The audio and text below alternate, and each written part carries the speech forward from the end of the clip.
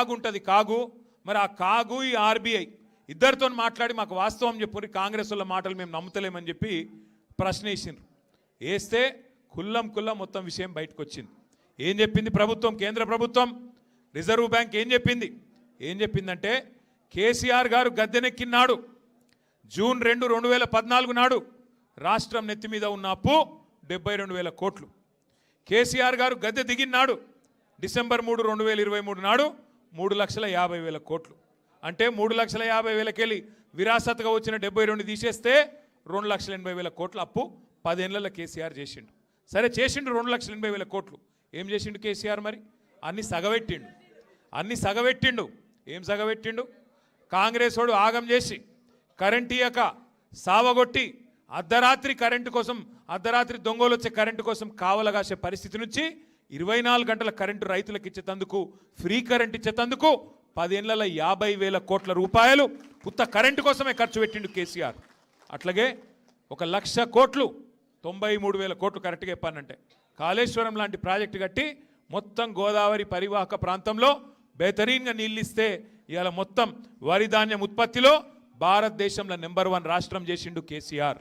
అట్లాగే రైతన్నల కోసం స్వాతంత్రం వచ్చిన తర్వాత ఏ నాయకుడు ఇయ్యలే 70 లక్షల మంది రైతుల కోసం 73,000 కోట్లు మీరు అడగకముందే 11 కీజన్లు టింగుమని నాటేసే టైంకు మీ ఖాతాలో వేసిండు కేసీఆర్. ఇంటింటికి నల్లబెట్టి 40,000 కోట్ల రూపాయలు ఖర్చు చేసి మరి బ్రహ్మాండంగా నీళ్ళు ఇచ్చిండు కేసీఆర్. తెలంగాణ రాకముందు 5 మెడికల్ కాలేజీలు ఉండే, తెలంగాణ వచ్చినాక కొత్త జిల్లాలు చేసి 33 మెడికల్ కాలేజీలు, 33 నర్సింగ్ కాలేజీలు పెట్టిండు కేసీఆర్. అవును కేసీఆర్ అప్పు చేసిండు, కానీ 1000 గురుకులాలు కట్టించిండు. కేసీఆర్ అప్పు చేసిండు. మీ వరంగల్లో తెలంగాణలోని అతి పెద్దదైన 24 అంతస్తుల MGM దవాఖాన కట్టిండు కేసీఆర్. కేసీఆర్ గారు అప్పు చేస్తే 10 జిల్లాల్లో IT హబ్బులు కట్టిండు. మరి అలా నేను అడుగుతున్నా, కేసీఆర్ అప్పు చేసి నిర్మాణం చేసిండు, మరి నువ్వేం చేసినావు 2 ఏళ్లలో? 2 ఏళ్లలోనే రేవంత్ రెడ్డి వచ్చినాక 2,50,000 కోట్ల అప్పు చేసిండు.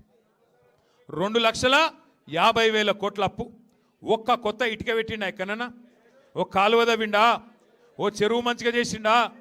రైతు బంధు 2 సార్లు ఎగ్గొట్టిండా లేదా? గదే 10,000 అది 2 సార్లు ఎగ్గొట్టిండు.